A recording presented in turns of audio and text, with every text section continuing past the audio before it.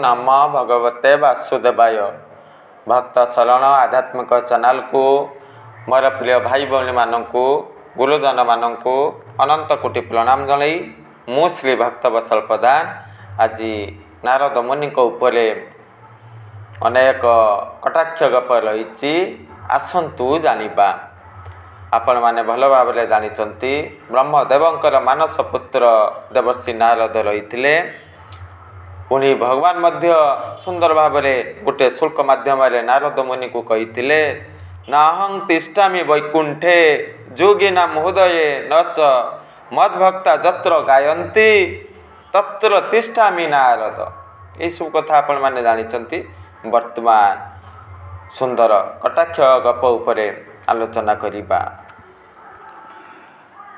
थरे मकरा नामक जड़े मूर्ख शिष्य गुरुंक निकट को गले। गुरुंक ठारे से आश्रम रहिबा पई इच्छा प्रकाश कले। आध्यात्मिक ज्ञान हासिल करिया पई जते बेले आग्रह प्रकाश करथिले शिष्य माने विरोध कले। काईकि ना एई मकरा किछि भी पाठ पढ़ी नहीं, संपूर्ण मूर्ख। पुणी गुरुजी कथा देले ठीक अच्छी 4-5 दिन पर मोर आश्रम को आसंतु, निश्चित भाव मु तुमको शिष्य रूप में ग्रहण करी दीक्षित करी। ये सब कथा कहले 4-5 दिन अतिबाहित होईगला। से मकरा गुरुजी निकट को आगमन करथिले। गुरुजी चिंतन करुथांती, अरे मु याकू कौन कहिबी। ठीक यही समय रे गुरुजी देखुथिले जड़े नारी ढिंकीले धान कुटुचंती। गुरुजी सही मूर्ख मकरा को कहिथिले मुखरे सदाबेले ढिंकी ढिंकी उच्चारण कर। गुरुजी कथारे मकरा मुखरे सदा बेले ढिंकी ढिंकी ढिंकी उच्चारण करुथिले।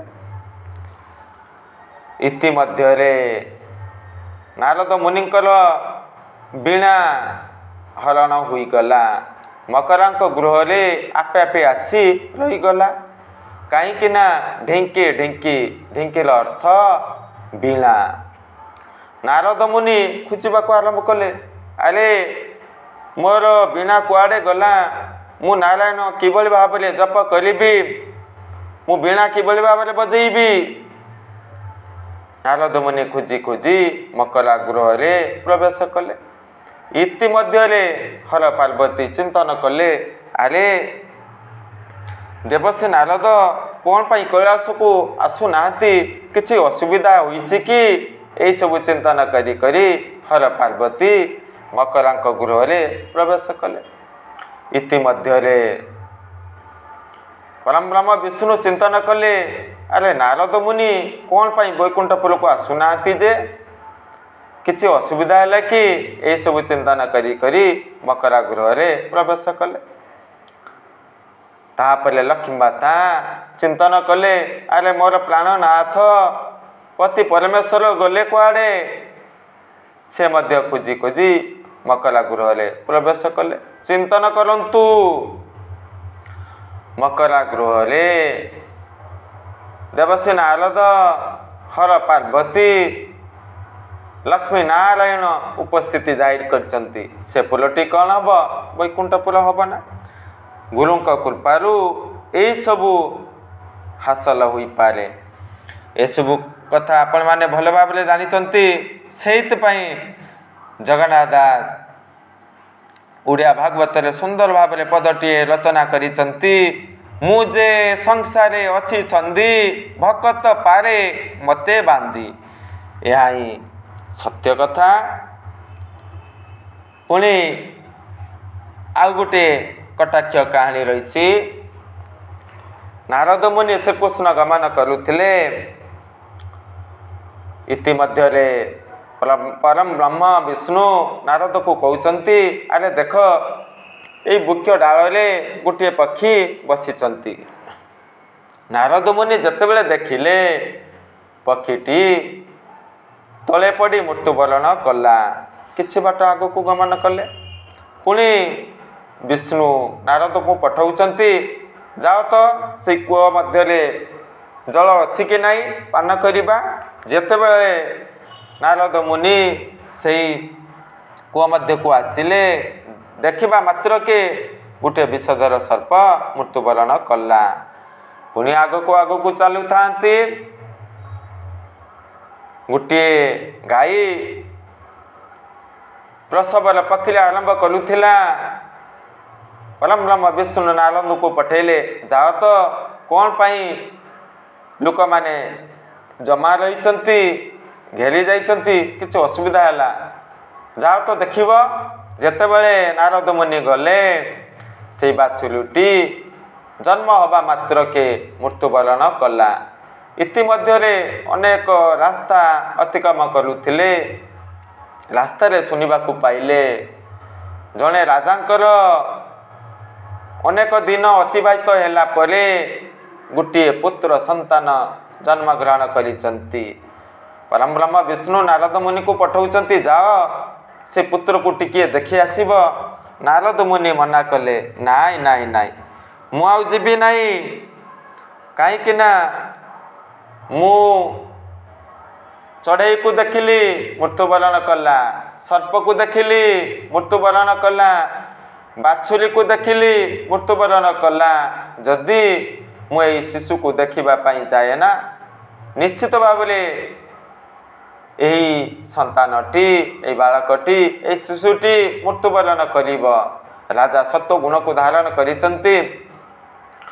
मु चाहे ना राजा दुख प्रकाश करंतु कंदन रत हुई समय अतिबाहित करंतु मु एसबु चाहे ना।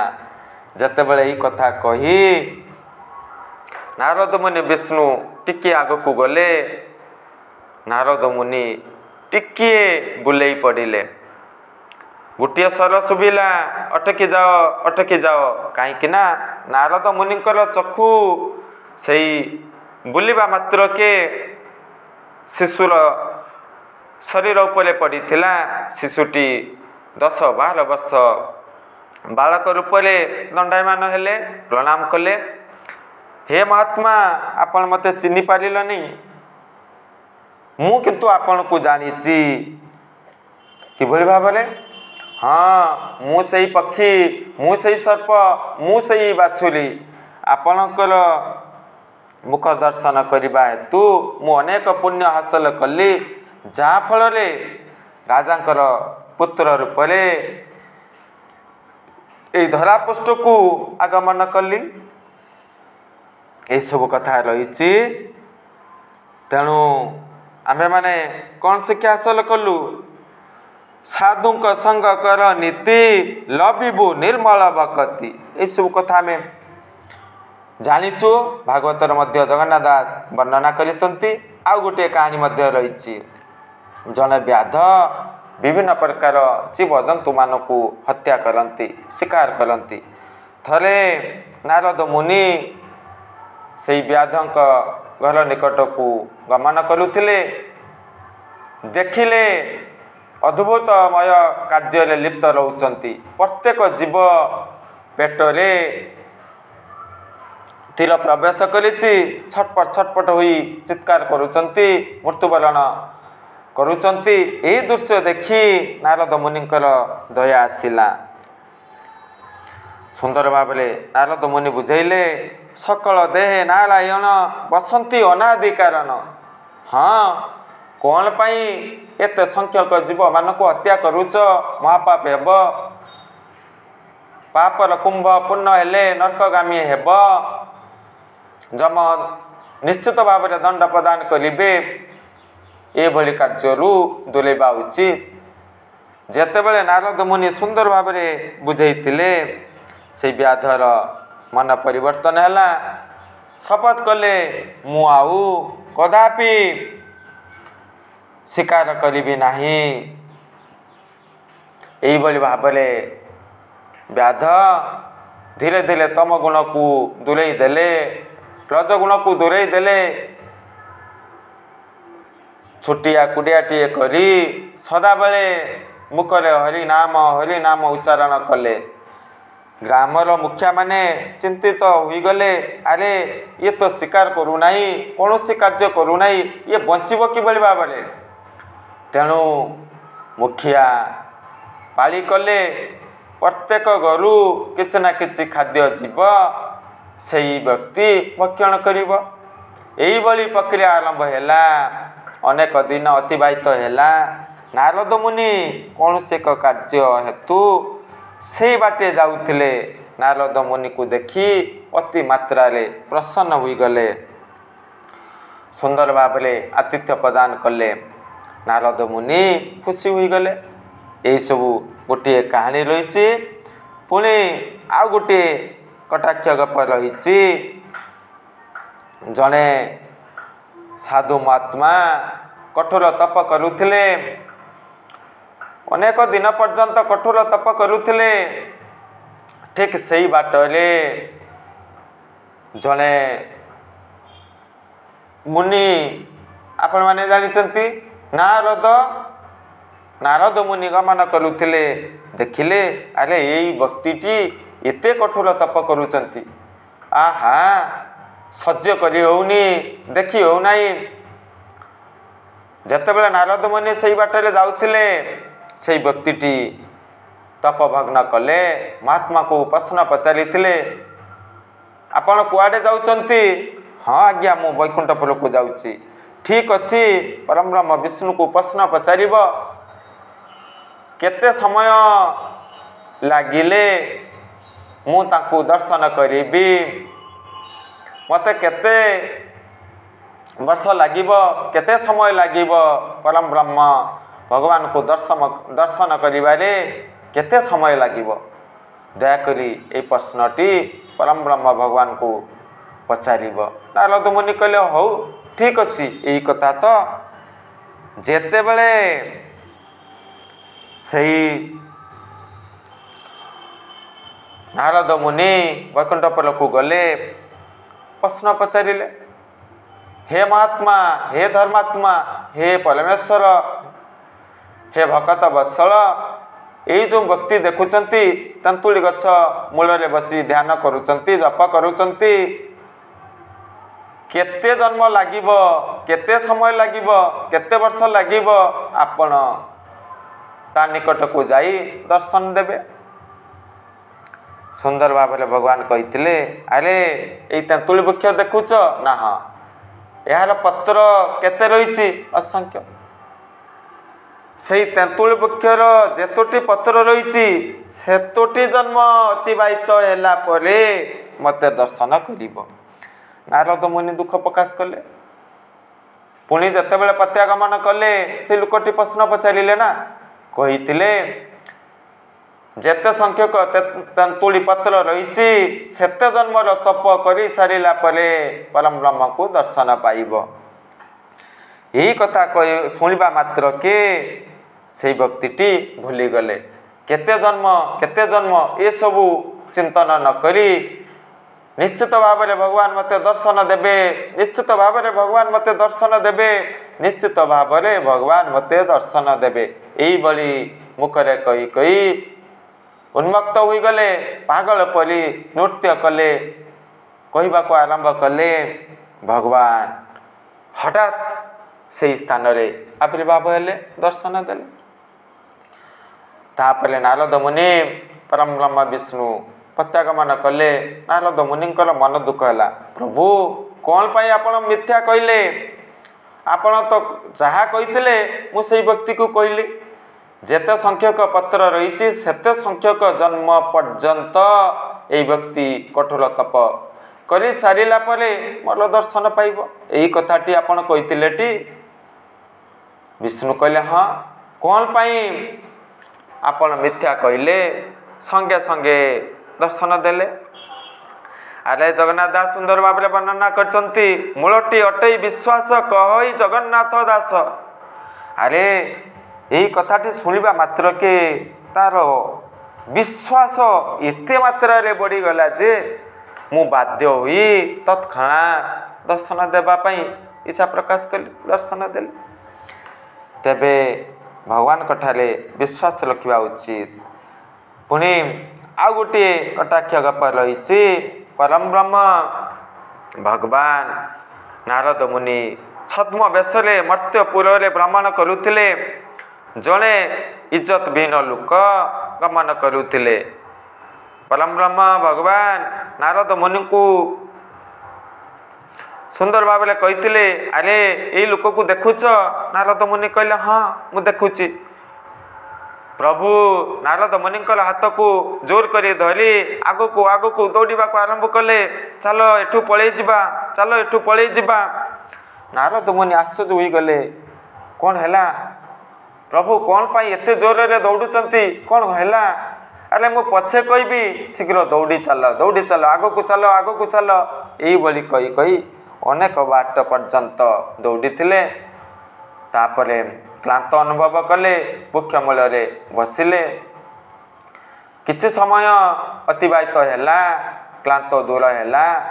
नारद मुनि प्रश्न पचारिथिले, प्रभु मु भल भाव जानिछि काल, महाकाल, जम, असुर, देवता समस्ते आपन को भय करती, किंतु मते आश्चर्य लागिला ये लोक पाखरे केउ शक्ति अछि जे, कौन बा हासिल करिछि जे आपण यहा को देखी भय रे एते जोर रे आग को दौड़ी थिले।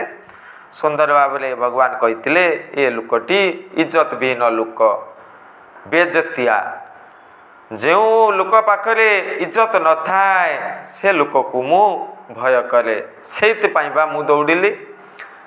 तेबे आपण माने चिंतन करंतु, दुष्ट ठारू दुलेबा उचित, तम गुणधारी ठारू दुलेबा उचित, बेजतिया इज्जत विहीन लोक ठारू सदा बेले दुलेबा उचित। पुणे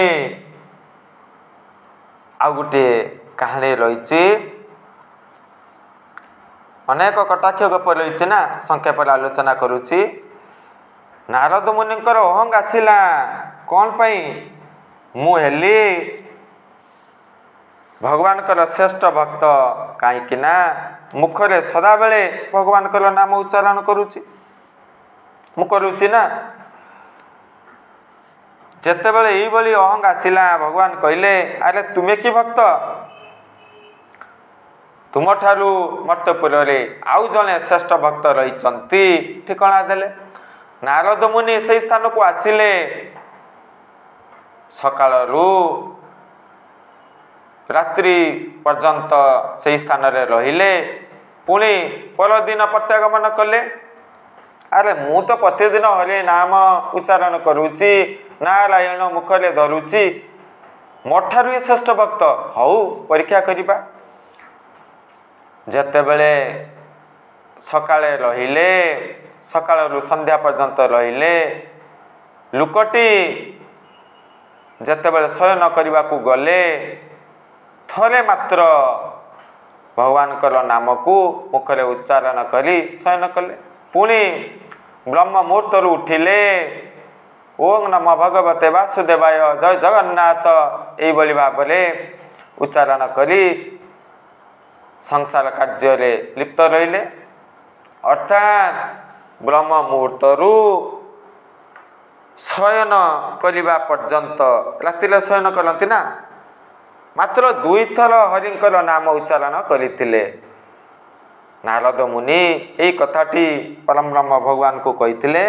भगवान हसिले, अरे ठीक अच्छी, ठीक अच्छे, उचित शिक्षा मु प्रदान करी।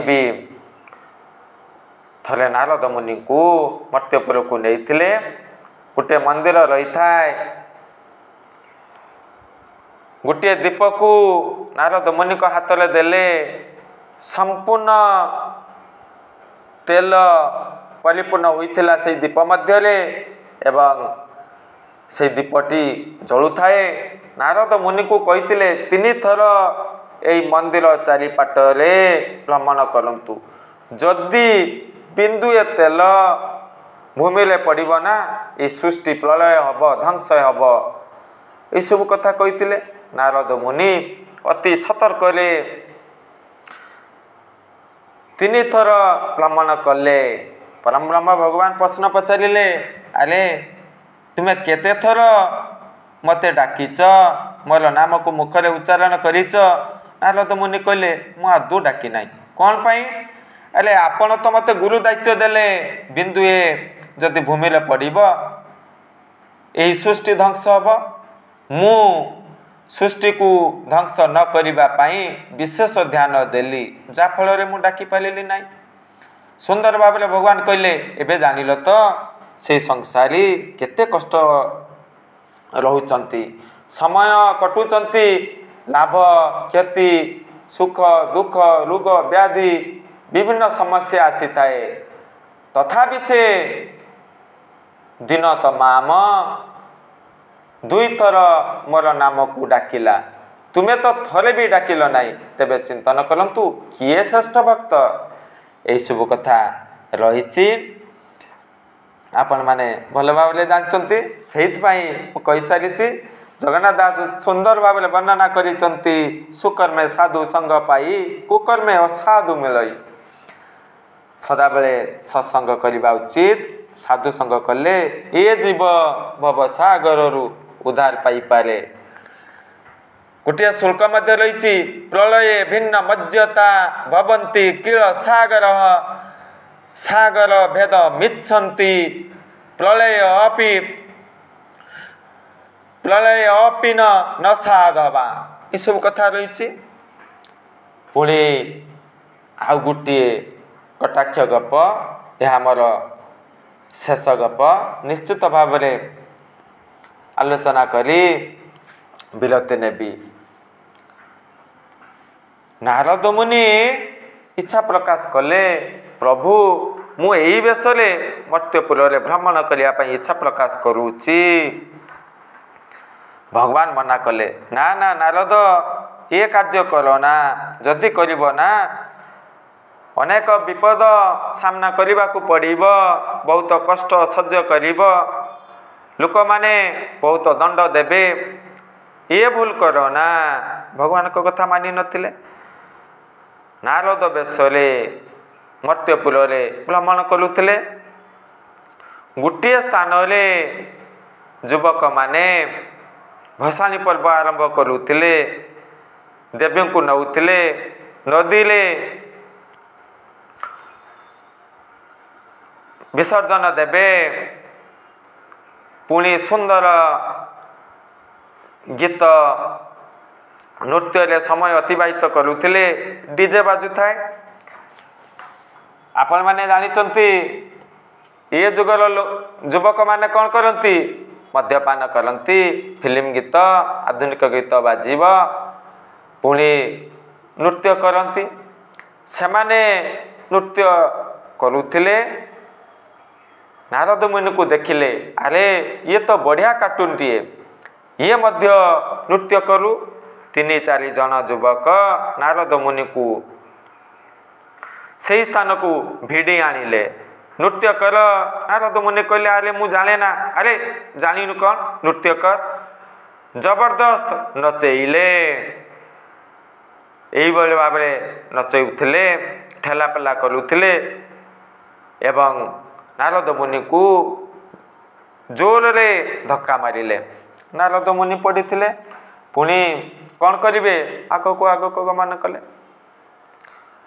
इति मध्य 2-3 जन दुष्ट तम गुणधारी युवक नारद मुनि ठारू जबरदस्त वीणा को छड़ी नेले।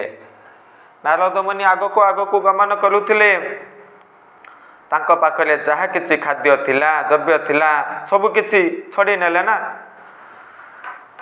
किछि बाट अतिक्रम करिसंती नारद मुनि को कौन टॉयलेट रो आवश्यकता रहिला चिंतन करुले केउ स्थान को मु जीवी केउ स्थान को मु जीवी एई बळी भाबले चिंतन करुले। देखिले गोटे गृहरु जने युवक बाहरी आसुचंती। नारद मुनि मने मने भाबिले हाँ यही लुकर गृहटी भाई मते टॉयलेट रे आवश्यकता रही मुटिके जाई थांती। से लुकटी चोर थिले से लुक अनेक द्रव्य चोरी करी बाहरुले नारद मुनि जितेबाला ये कथाटी कहले ठीक अच्छे मुझे स्थान में ठिया जाओ यही स्थान पायखाना रही निजर कार्य संपादन करी आस मु ठिया होइछि। नारद मुनि कहले अरे मोर पिंधिबा वस्त्र नहीं मु कौन करी ठीक अच्छी से लोकटी गामछा देले एवं नारद जो सब वस्त्र परिधान कले गोटे पर गोटे बाहर कले युवकटी धरी ठिया होइतिले नारद मुनि पाखरे केवल से गामुछाटीए रही जेतेबेले कार्य संपादन करी प्रत्यागमन कले देखिले से व्यक्तिटी नाही अरे से चूल रहिबो कारू नारद मुनिकर वस्त्र को हरण कले इति मध्य प्रकृत मालिक आसिले से मालिक भाविले अरे यही व्यक्ति ही मोर समस्त द्रव्य मूल्यवान वस्तु अलंकार चोरी करिछि कौन करिवे थाना को जनइले पुलिस बाबू आसिले नारद मुनि को भयंकर भाव में बाड़े कारागार रे भर्ती कले। ठीक यही समय रे नारद मुनि भगवान को प्रार्थना कले सुंदर भाव में प्रार्थना करते दुख प्रकाश कले हे प्रभु आपण जहाँ कही सत्य मु आपण कथा न मानिबा हेतु एते दुख कष्ट जंत्रणा भोग कली मते उद्धार करंतु मते उद्धार करंतु सेहित पई जगन्नाथ दास सुंदर भाव में भागवत वर्णना करिसंती सुंदर पदटी रही विष्णुर माया अगोचर जय ब्रह्मंती ब्रह्मासुर अरे परम ब्रह्मंकर माया स्वयं शंकर महादेव बिरंची ब्रह्मा एमाने मध्य ठीक भाव में बुझी न थांती जानती नहीं भ्रमित होती मु मध्य भ्रमित हेली हे प्रभु कृपा करी मते उद्धार करंतु। भगवान कौन करिवे करुणार सागर भक्त वत्सल पतित पावन दयार सागर सही कारागार निकटले उपस्थिति जाहिर कले एबे जानिल तो नारद मु मना करुली मो कथा मानिल नहीं भगवान को कथा मानि नथिबा हेतु तुमको अनेक कष्ट दुख सह्य करने को पड़िला हाउ ठीक अच्छी भगवान कौन कले से कारागार रु नारद मुनि को उद्धार कले एवं स्वधाम को प्रत्यागमन कले। यही सबू नारद मुनि को ऊपर अनेक कटाक्ष गप रही जहाँकि मु संक्षेप वर्णना कली एतिकी कही आज विरति नौची। जय जगन्नाथ।